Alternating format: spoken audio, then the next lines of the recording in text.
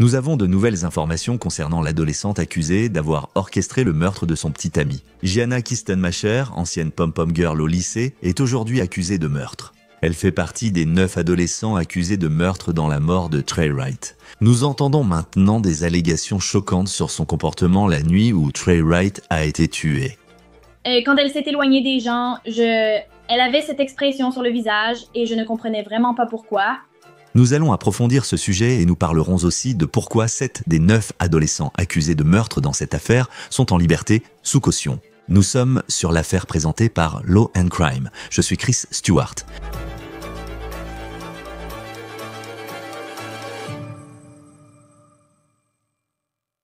Trey Wright était un adolescent qui mettait l'ambiance, nous a-t-on dit, un ami qui ne s'est jamais fait d'ennemis. Il a perdu la vie le 24 juin dans une petite ville de Caroline du Sud. Depuis sa mort, l'histoire de Trey Wright s'est répandue à travers le pays, bien au-delà de la petite ville de Caroline du Sud, en partie parce que 9 adolescents sont accusés de meurtre. La personne accusée d'avoir tiré le coup de feu qui a tué Wright était, d'après ce qu'on nous a dit, quelqu'un que Wright considérait comme un ami. Mais cette fille, Gianna Kistenmacher, est peut-être la suspecte la plus surprenante dans cette affaire, car elle était la petite amie de Trey Wright. Ils venaient de se mettre ensemble, mais ils l'aimaient déjà beaucoup. Gianna et Trey sortaient ensemble, mais je pense qu'ils ne sortaient ensemble que depuis un mois, peut-être 2. Mais il en était arrivé au point où il l'aimait vraiment. C'était différent de toutes les autres filles qu'il avait fréquentées. Il voulait vraiment faire des efforts et être avec elles. Il a tout mis de côté. C'est Jasmine Lauterbach. Trey a été tué devant chez elle. La fusillade a eu lieu vers 11h30 ce soir-là à Johnsonville, en Caroline du Sud. Jasmine m'a dit qu'elle s'est précipitée vers Trey pour le réconforter alors qu'il haletait, pendant que son père et un policier tentèrent de le soigner avant son transfert à l'hôpital où il est décédé. Jasmine nous a dit que la plupart des adolescents inculpés dans ce meurtre étaient des connaissances de Trey, mais que 2 des 9 adolescents étaient des personnes que Trey connaissait. Il y avait Gianna Kistenmacher et Devin Rapper. Maintenant, Trey et Devin se suivaient mutuellement sur TikTok et Jasmine a dit qu'ils venaient de commencer à traîner ensemble. Ils allaient à Myrtle Beach pour des expositions de camions et Trey voyait Devin Rapper comme un ami. La police dit que c'est Rapper qui a tiré les coups de feu qui ont mis fin à la vie de Trey. Il est toujours détenu sans caution à la prison du comté de Florence. La personne accusée d'avoir orchestré le meurtre de Trey est la pom-pom girl du lycée pour qui il commençait vraiment à avoir des sentiments, d'après ce qu'on nous a dit. Les adjoints du shérif affirment que Gianna Kistenmacher a amené Devin Rapper rencontrer Trey Wright la nuit de sa mort, sachant que Rapper était armé et qu'une confrontation risquait de provoquer blessures ou mort. Les forces de l'ordre écrivent que Trey et Rapper étaient en conflit à propos d'une fille la nuit où Trey est mort. Des messages provocateurs circulaient sur Snapchat avant l'altercation. La mère de Trey a dit au Daily Mail que son fils avait rencontré Gianna grâce à Devin Rapper. Et un autre ami a dit qu'il pensait que Gianna voulait que les deux se battent, que c'était un triangle amoureux. Mais la nuit du meurtre de Trey, tout désir de confrontation de la part de Gianna n'était pas apparent pour ceux qui essayaient d'aider Trey Wright sur place. Lauterbach a dit qu'elle venait de rencontrer Gianna alors qu'elle se dépêchait d'aider son amie. Aviez-vous déjà vu Gianna? Cette nuit-là, c'était la première fois que je la rencontrais. Et encore une fois, je sais qu'il y a des choses que vous pouvez dire et d'autres non, mais elle était toujours sur les lieux. J'imagine que tu l'as vue là-bas quand tu es sorti. Oui, monsieur, elle était toujours sur les lieux. Elle est restée sur les lieux jusqu'à ce qu'il parte à l'hôpital, puis elle est allée à l'hôpital, mais sa mère et les autres n'ont rien su avant que j'arrive. Peut-être que d'autres enfants sont venus lui expliquer, car je ne pouvais pas lui annoncer ça par téléphone, même si j'ai appelé. Selon Lauterbach, Gianna incarnait la petite amie choquée et effrayée, ce qui pourrait d'ailleurs être vrai.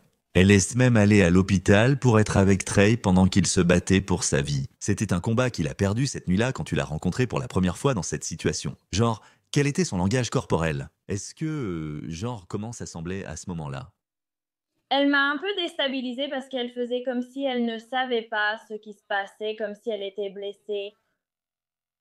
Et puis, je ne sais pas, quand elle s'est éloignée des gens, elle avait cette expression sur le visage et je n'ai vraiment pas compris. C'était quoi? Un air en colère? Ou c'était comment? Elle avait l'air, quand elle s'est retrouvée devant les gens, de paniquer un peu comme nous.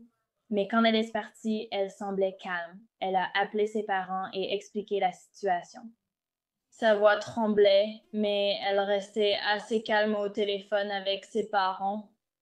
Et c'est un peu la même question que j'ai posée à Devin parce que, tu sais, quand il a été révélé qu'elle sortait avec cette personne qui est décédée et a perdu la vie de façon aussi tragique, puis selon la police, ils ont dit qu'elle était l'instigatrice de tout ça. Qu'est-ce que ça t'a fait quand son nom est apparu pour la première fois? Tu vois sa photo judiciaire, puis tu entends ce que disent les adjoints qui ont enquêté sur ses actes. Je ne savais vraiment pas quoi dire parce que je ne... Trey était le genre de personne que tout le monde aimait. Personne n'avait vraiment quelque chose qu'il n'aimait pas chez lui. Donc je ne comprenais tout simplement pas ce qui l'avait poussé à faire ça. Parce que Trey, si tu lui dis que tu ne veux plus être avec lui, ça lui va. Il pourrait être blessé un temps, mais il continuera sa vie. Ce n'est pas si grave pour lui. Mais Jasmine dit qu'elle a aussi vu autre chose cette nuit-là chez Gianna Kistenmacher. Initialement, les autorités ont accusé Kistenmacher de complicité, puis ont requalifié l'accusation en meurtre. D'autres personnes sont aussi accusées de meurtre dans cette affaire, mais voici leurs photos judiciaires. 2 d'entre eux sont mineurs et leurs noms n'ont pas été divulgués. Devin Raper et un autre suspect, Hunter Kendall, sont les 2 seuls à ne pas avoir obtenu de caution. Les forces de l'ordre ont inculpé les autres avec des formulations similaires à celles utilisées pour Kistenmacher en affirmant qu'il savait que Devin Raper était prétendument armé la nuit où il aurait tué Trey Wright et qu'il savait qu'il allait y avoir une confrontation. Selon le rapport d'arrestation, lorsque Trey Wright s'est approché de la voiture où se trouvait Raper, il a frappé à la fenêtre et des coups de feu ont été tirés. Le rapport précise aussi qu'une personne dans la voiture portait une cagoule. Les 7 suspects libérés ont obtenu une caution de 20 000 $, montant jugé faible pour une accusation de meurtre. J'ai demandé à Tyler Bailey, avocat en droit civique et des défenses pénales en Caroline du Sud.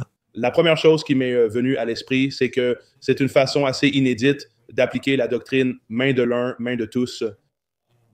Georges Prudence, qui est quelque chose d'assez courant en Caroline du Sud, notamment pour des crimes liés aux armes à feu ou à la possession de drogue, mais je ne l'ai pas beaucoup vu pour des affaires de meurtre, surtout lorsqu'il s'agit de 9 jeunes personnes.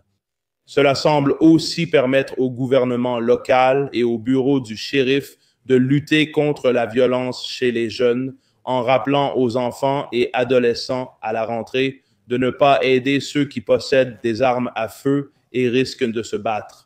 Car 9 enfants ou jeunes adultes, dont certains adolescents et d'autres majeurs, ont aidé l'accusé à atteindre la victime, qui a tragiquement perdu la vie.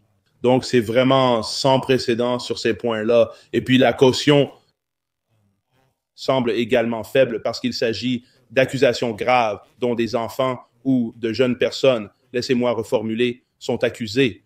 Mais la caution ne semble pas refléter la gravité du crime. Ce qui me fait penser que cela pourrait être un moyen ou un outil pour impliquer tout le monde dans l'affaire par les forces de l'ordre, puis éventuellement négocier des accords par la suite. Oui, parce que d'après ce que nous savons, plusieurs des suspects ont été libérés sous caution de 20 000 $.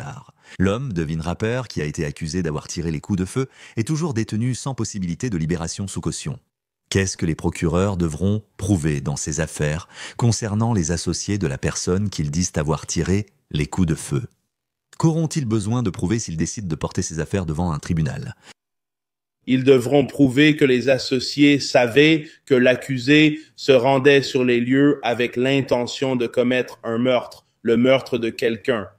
Et ils utilisent le fait qu'ils l'ont aidé.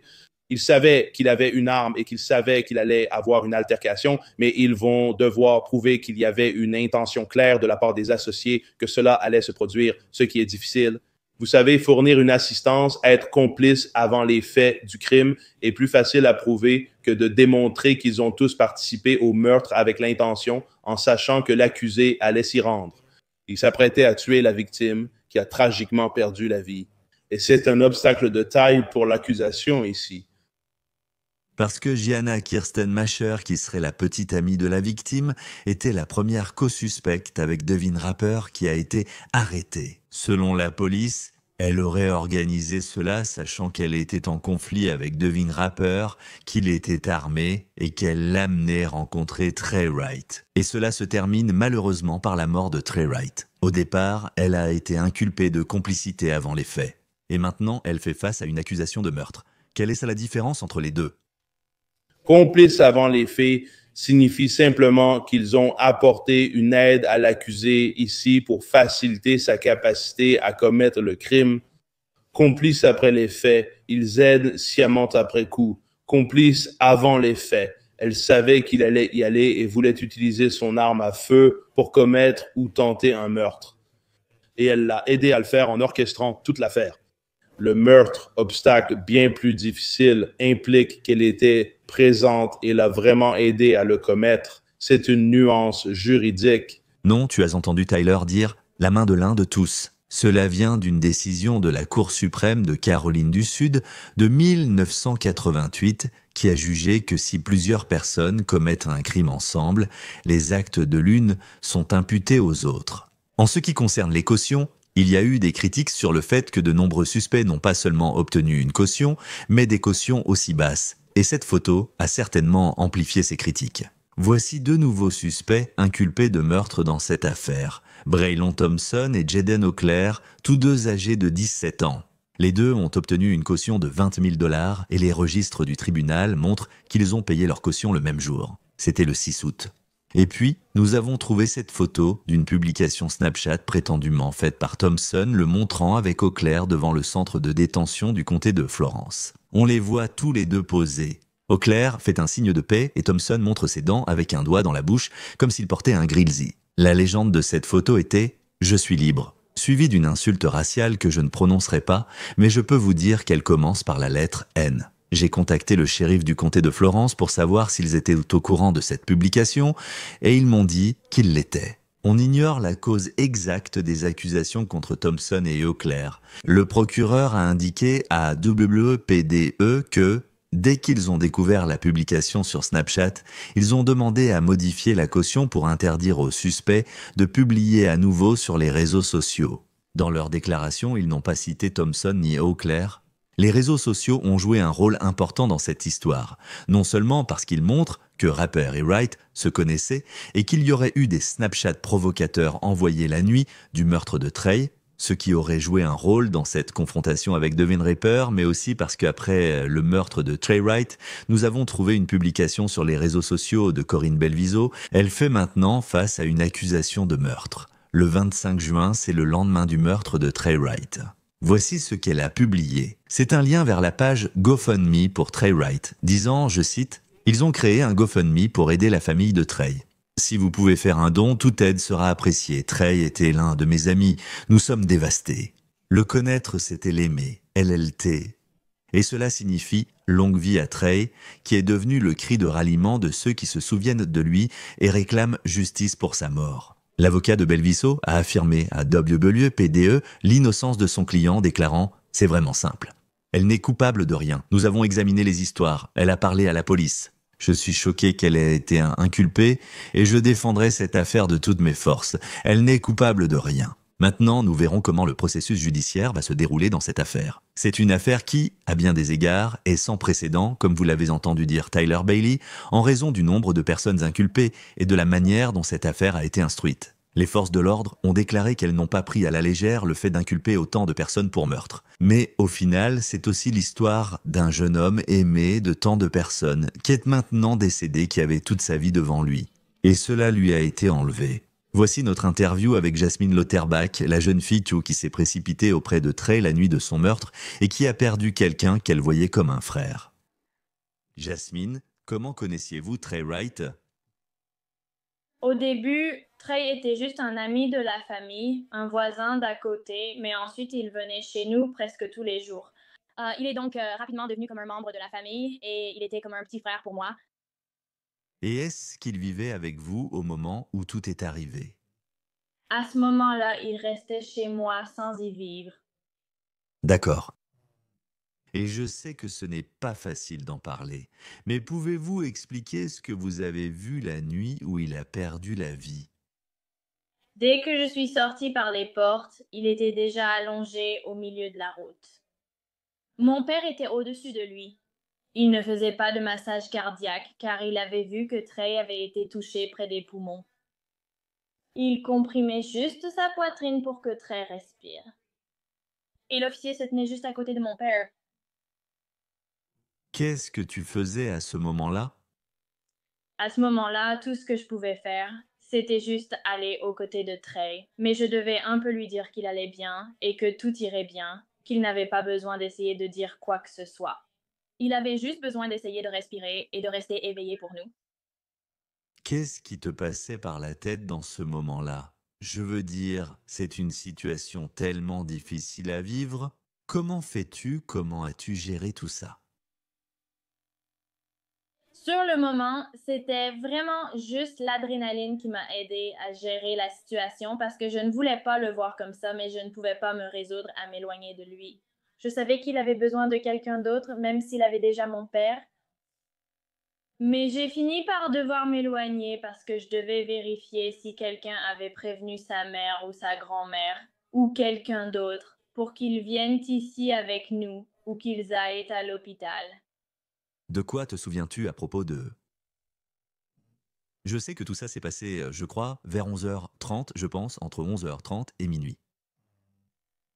Qu'est-ce que Trey faisait avant ça? Avant ça, c'était vraiment juste une journée normale. Les enfants étaient allés à la rivière juste au bout de la route de chez moi, comme ils le font toujours. Ils jouaient simplement, sautaient du pont.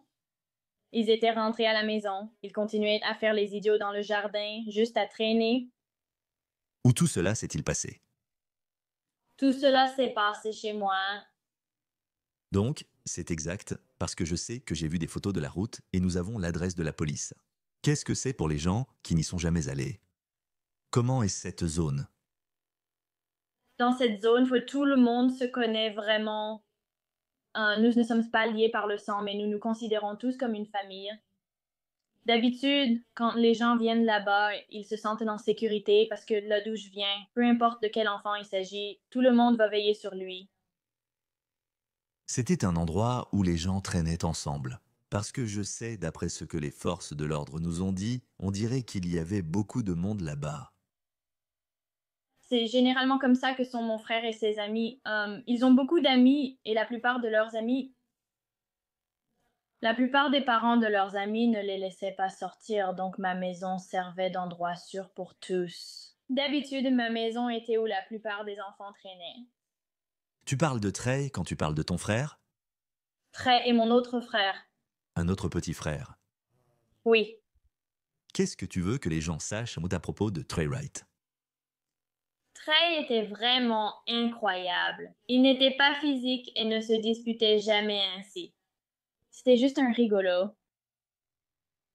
Oui, et il suffit de voir les photos et le soutien sur les réseaux sociaux de ceux qui l'ont connu pour comprendre qu'il était, à bien des égards, l'âme de la fête.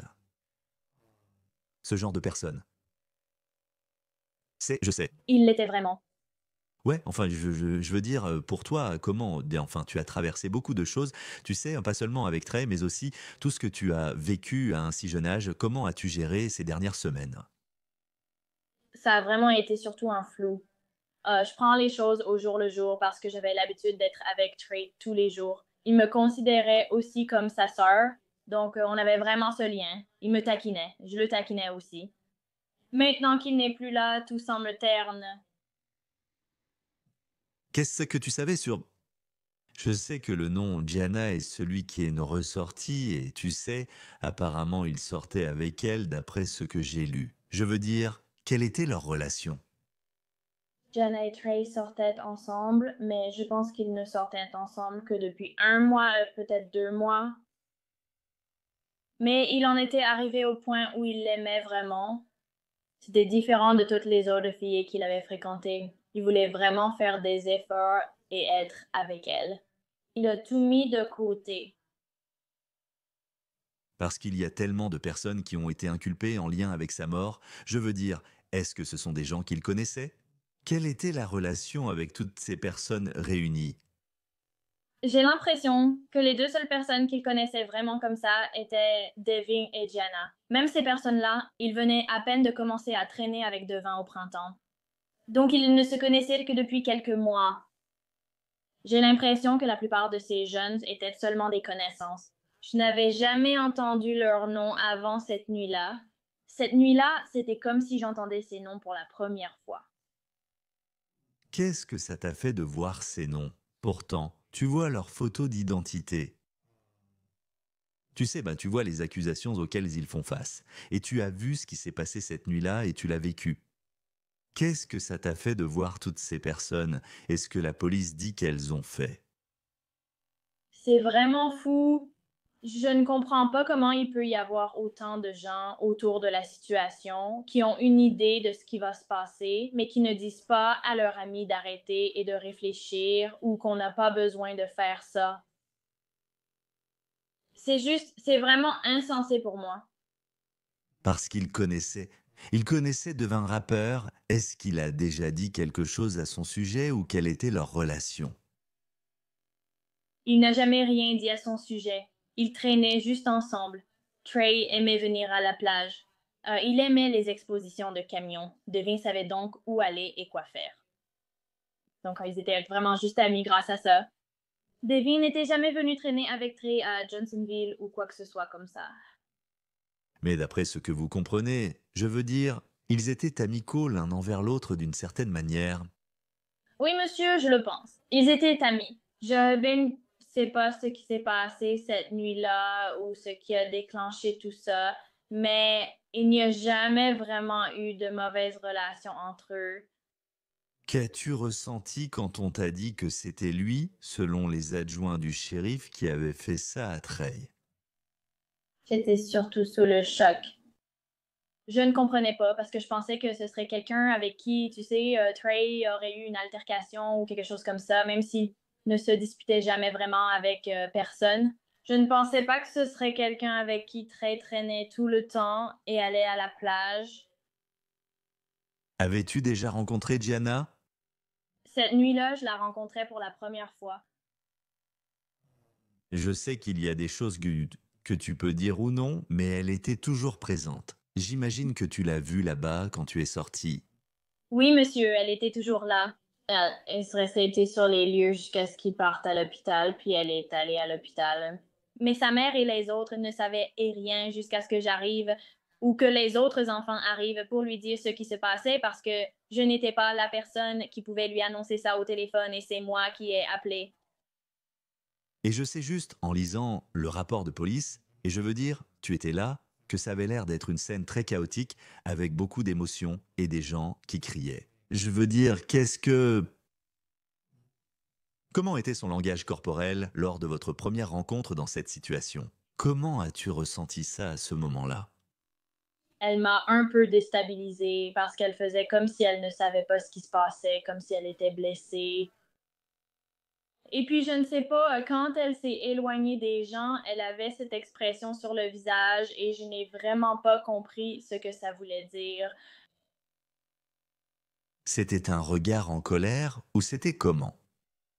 Euh, Elle avait l'air, quand elle était devant les gens, d'être un peu paniquée comme nous, mais quand elle s'éloignait, elle semblait calme. Elle a appelé ses parents, elle leur a expliqué ce qui se passait et sa voix tremblait, mais elle restait quand même assez calme au téléphone avec ses parents. Et c'est un peu la même question que j'ai posée à Devine, parce que vous savez, quand il s'est avéré qu'elle sortait avec cette personne qui est décédée et a perdu la vie de façon aussi tragique, et puis, selon la police, ils ont dit qu'elle était l'instigatrice de tout ça. Qu'est-ce que ça t'a fait quand son nom est apparu pour la première fois? Tu vois sa photo d'identité judiciaire, et ensuite t'entends réellement ce que les adjoints qui l'ont enquêté disent qu'elle a fait. Je ne savais vraiment pas quoi dire parce que, tu sais, Trey était le genre de personne que tout le monde aimait. Personne n'avait vraiment quelque chose qu'il n'aimait pas chez lui. Je ne comprenais tout simplement pas pourquoi elle avait fait ça. Parce que Trey, si tu lui dis que tu ne veux plus être avec lui, ça lui va. Il pourrait être blessé pendant un moment, mais il continuera sa vie. Là, pour moi, ce n'est pas si grave que ça. Et je sais qu'il y a eu beaucoup de questions, du moins en dehors de votre communauté à propos de la caution, parce que 7 des 9 suspects sont en liberté sous caution. Quelles ont été certaines des réactions? Votre famille, vos amis, certains suspects, et je crois que les 7 en liberté sous caution ont une caution de 21 000 $, ce qui n'est pas très élevé pour quelqu'un accusé de meurtre. Nous sommes surtout en colère parce qu'ils ont été libérés sous caution. Nous ne comprenons pas. Ils ont tous aidé d'une manière ou d'une autre. Nous ne comprenons pas comment ils ont obtenu une caution alors qu'ils sont tous accusés de meurtre. Nous avons cette photo de Braylon Thompson et Jaden Elclair devant le centre de détention du comté de Florence. Nous avons contacté les forces de l'ordre, qui étaient déjà informées de la photo. Si vous avez vu cela, quelle a été votre réaction en les voyant poser, sachant de quoi ils sont accusés? Je pense, j'ai l'impression qu'ils trouvent ça drôle, mais moi pas du tout. Ils ne ressentent aucune sympathie ni aucun remords. Et ils savent qu'ils s'en sont sortis avec une simple tape sur les doigts, pour l'instant. Donc je pense juste qu'ils prennent ça à la légère. Et je ne sais pas si tu as vu aussi, je crois que c'était Corinne ou Corinne Belviso. Elle avait publié le GoFundMe pour Trey Wright sur sa page Facebook quelques jours après. Si tu avais vu ça, et maintenant elle est aussi inculpée et a été libérée sous caution.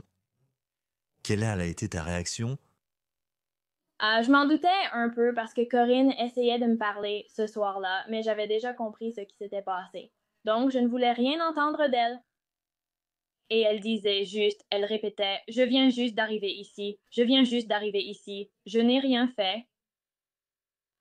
Je n'y avais pas cru, pas une seconde, et je n'y crois toujours pas aujourd'hui.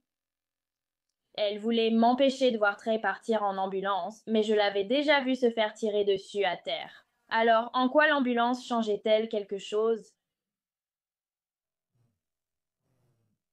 Et pour toi, je veux dire, venir en parler comme ça, je sais que ce n'est pas facile.